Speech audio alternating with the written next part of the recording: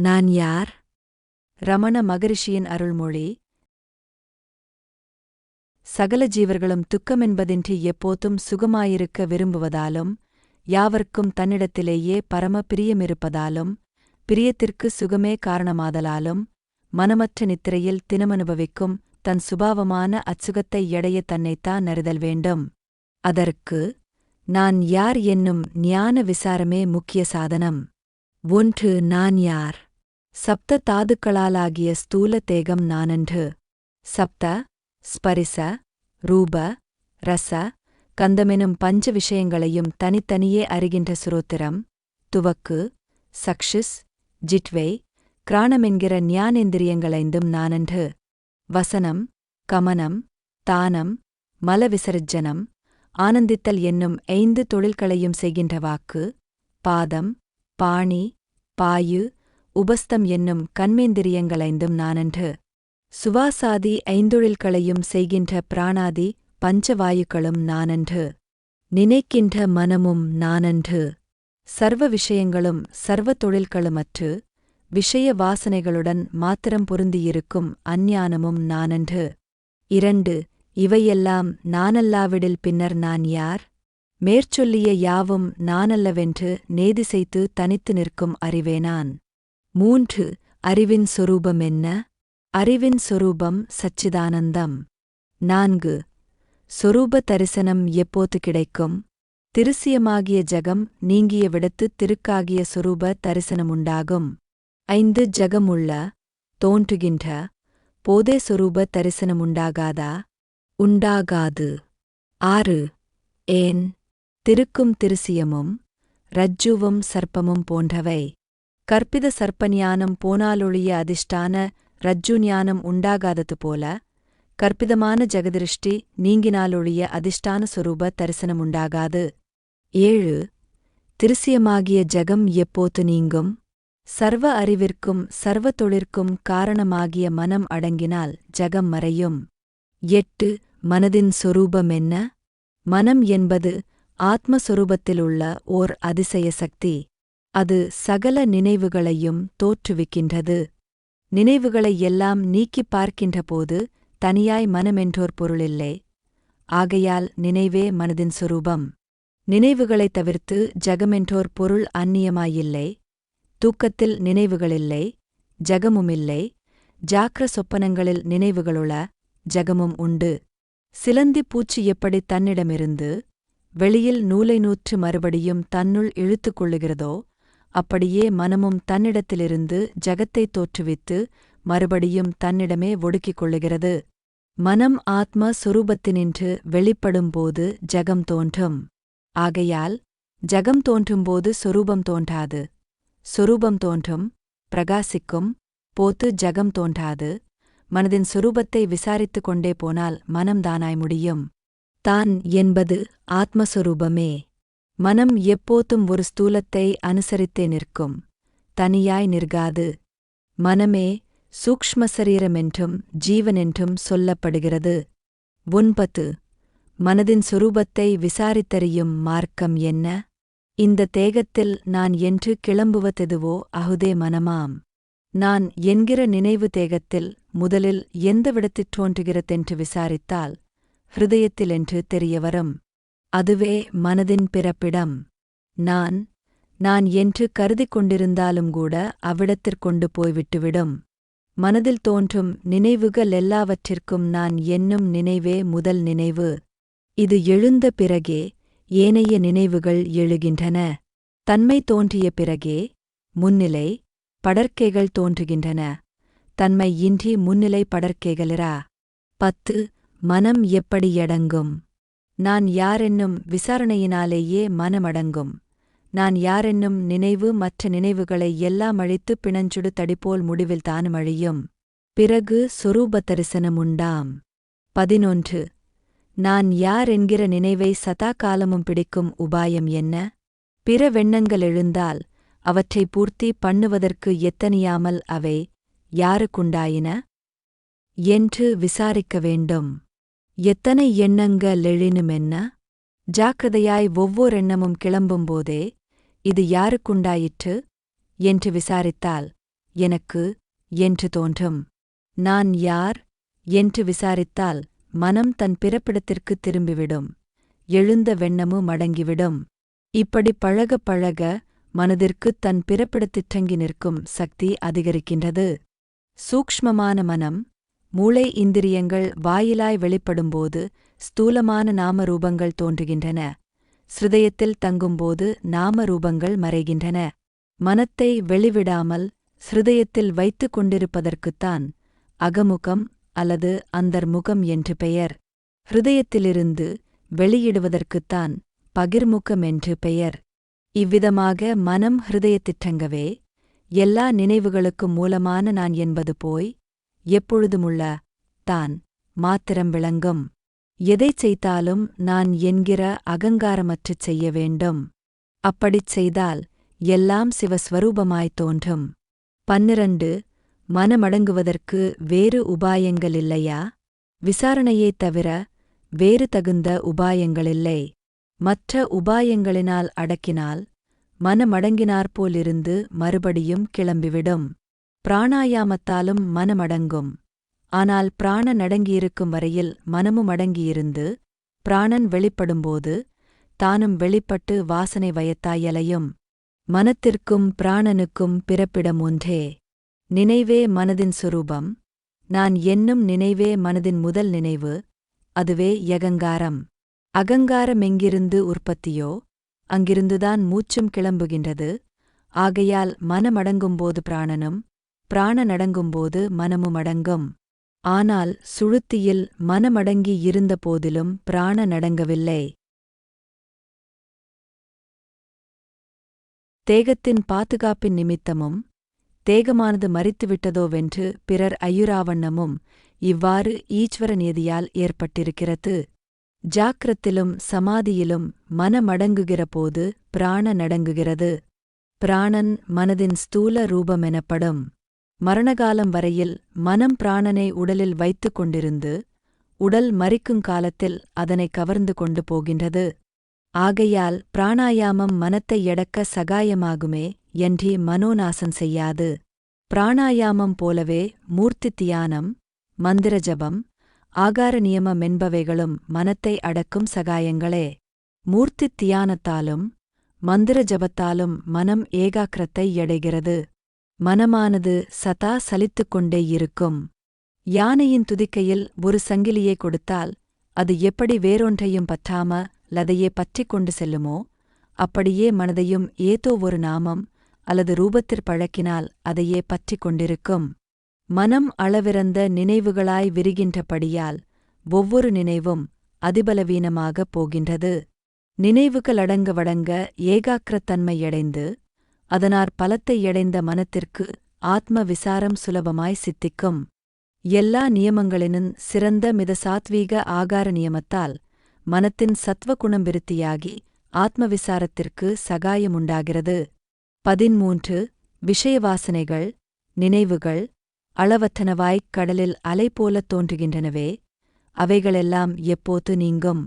சொரூபத்தியானம் கிளம்ப கிளம்ப நினைவுகளெல்லாம் அழிந்துவிடும். 14 தொன்றுதொட்டு வருகின்ற சகல விஷய வாசனைகளும் ஒடுங்கி சொரூபமாத்திரமாய் இருக்க முடியுமா? முடியுமா? முடியாதா? வெண்கிற சந்தேக நினைவுக்குமிடங்கொடாமல் சொரூபத்தியானத்தை விடாப்பிடியாய் பிடிக்க வேண்டும். ஒருவன் எவ்வளவு பாபியாயிருந்தாலும் நான் பாபியாயிருக்கிறேனே, எப்படி கடைத்தேறப் போகிறேன் என்றேங்கி அழுது கொண்டிராமல் தான் பாபி என்னும் எண்ணத்தையும் அறவேயொழித்து சொரூபத்தியானத்திலூக்கம் உள்ளவனாகவிருந்தால் அவன் நிச்சயமாயுருப்படுவான். நல்ல மனமென்றும் கெட்ட மனமென்று மிரண்டு மனங்களில்லை, மனமொன்றே. வாசனைகளே சுபமென்றும் அசுபமென்று மிரண்டு விதம். மனம் சுபவாசனை வயத்தாய் நிற்கும்போது நல்ல மனமென்றும் அசுப வாசனை வயத்தாய் நிற்கும்போது கெட்ட மனமென்றும் சொல்லப்படும்.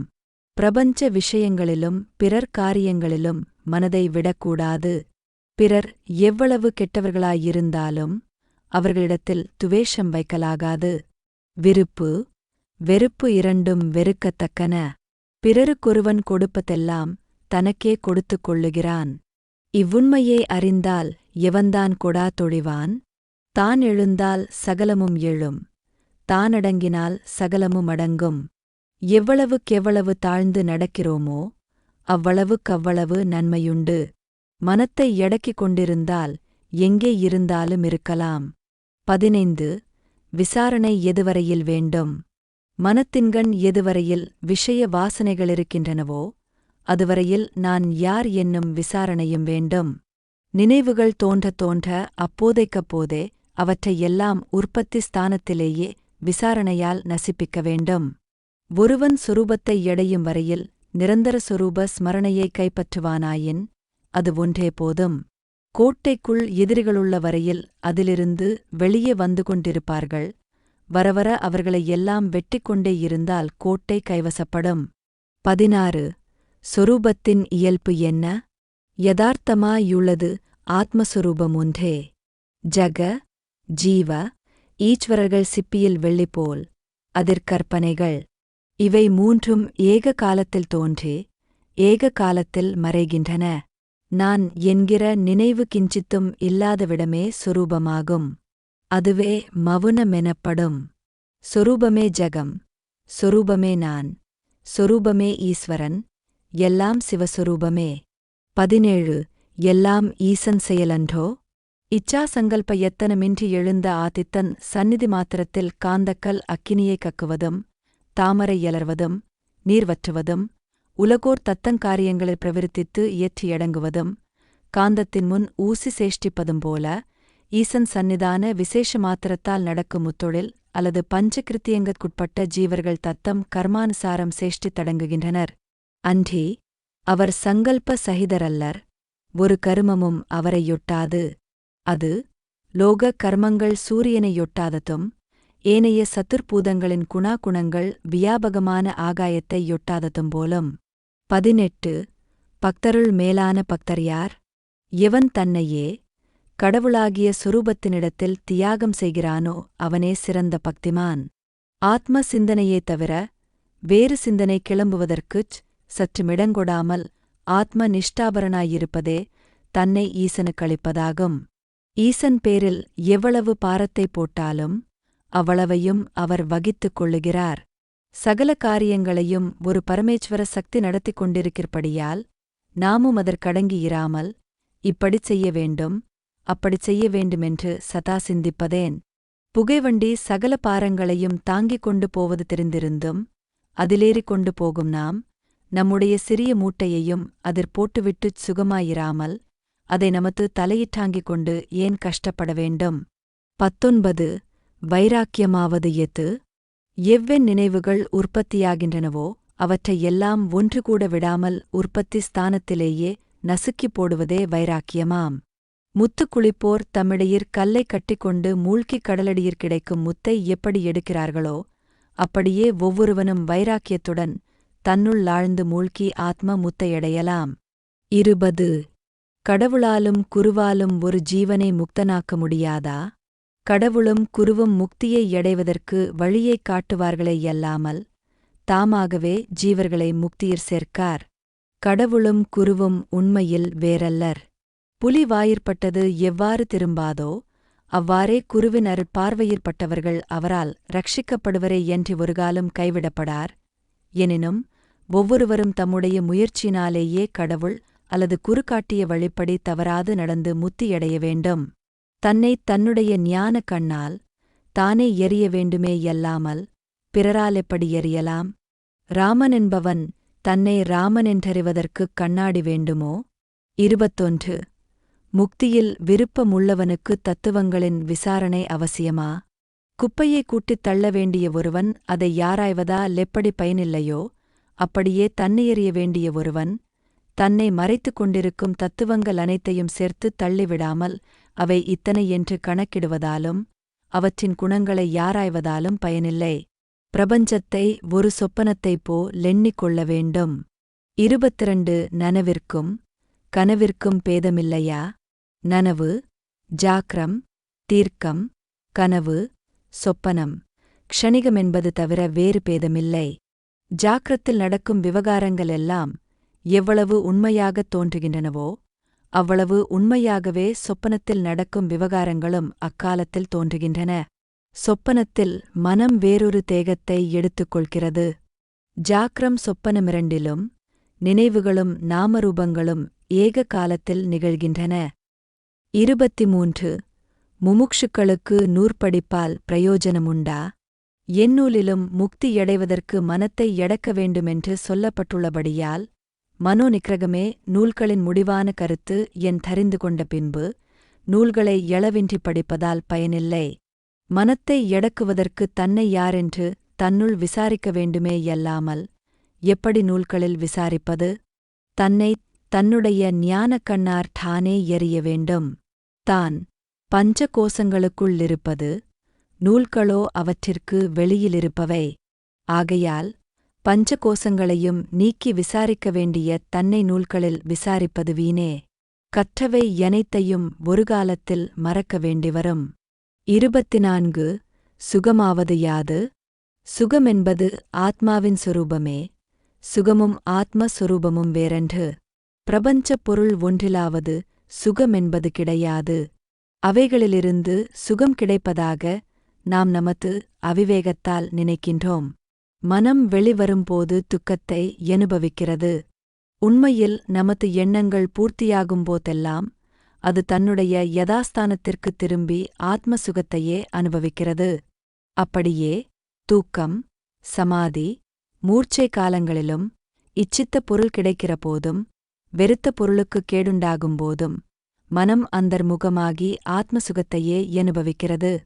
இப்படி மனம் ஆத்மாவை விட்டு வெளியே போவதும் உள்ளே திரும்புவதுமாக ஓய்வின்றி அலைகிறது. மரத்தடியில் நிழல் சுகமாயிருக்கிறது. வெளியில் சூரிய வெப்பம் கொடுமையாயிருக்கிறது. வெளியில் அலையும் ஒருவன் நிழலிற் சென்று குளிர்ச்சியடைகிறான். சிறிது நேரத்திற்குப் பின் வெளிக்கிளம்பி வெப்பத்தின் கொடுமை காற்றாது மறுபடியும் மரத்தடிக்கு வருகின்றான். இவ்வாறு நிழலினின்று வெயிலிற் போவதும் வெயிலினின்று நிழலிற் செல்வதுமாயிருக்கிறான். இப்படிச் செய்கிறவன் அவிவேகி. ஆனால் விவேகியோ நிழலை விட்டு நீங்கான். அப்படியே ஞானியின் மனமும் பிரம்மத்தை விட்டு நீங்குவதில்லை. ஆனால் அஞ்ஞானியின் மனமோ பிரபஞ்சத்தில் உழன்று துக்கப்படுவதும் சிறிது நேரம் பிரம்மத்திற்குத் திரும்பி சுகமடைவதுமாயிருக்கிறது. ஜகமென்பது நினைவே. ஜகம் மறையும்போது, அதாவது நினைவற்ற போது மனம் ஆனந்தத்தை அனுபவிக்கின்றது. ஜகம் தோன்றும்போது அது துக்கத்தை அனுபவிக்கின்றது. 25 ஞானதிருஷ்டி என்றால் என்ன? சும்மாவிருப்பதற்குத்தான் ஞானதிருஷ்டி என்று பெயர். சும்மாவிருப்பதாவது மனத்தை ஆத்மஸ்வரூபத்தில் லயிக்கச் செய்வதே அன்றி பிறர் கருத்தறிதல், முக்காலமுணர்த்தல், தூரதேசத்தில் நடப்பனவறிதல் ஆகிய இவை ஞான திருஷ்டியாகமாட்டா.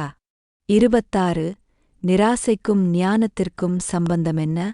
நிராசையே ஞானம். நிராசை வேறு ஞானம் வேறன்று. உண்மையில் இரண்டும் ஒன்றே.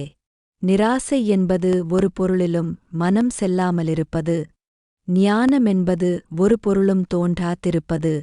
என்றால் அந்நியத்தை நாடாதிருத்தல் வைராக்கியம் அல்லது நிராசை, தன்னை விடாதிருத்தல் ஞானம். 27 விசாரணைக்கும் தியானத்திற்கும் பேதமென்ன? விசாரணையாவது தன்னிடத்திலேயே மனதை வைத்துக் கொண்டிருப்பது. தியானமாவது தன்னை பிரம்மென்றும் சச்சிதானந்தமென்றும் பாவிப்பது. 28 முக்தி என்றால் என்ன? பந்தத்திலிருக்கும்தான் யாரென்று விசாரித்துத் தன் யதார்த்த சுரூபத்தைத் தெரிந்து கொள்வதே முக்தி. ரமணார்ப்பணமஸ்து. ரமண மகரிஷியின் அருளமுதமான நான் யார்? நூல் நிறைவுற்றது.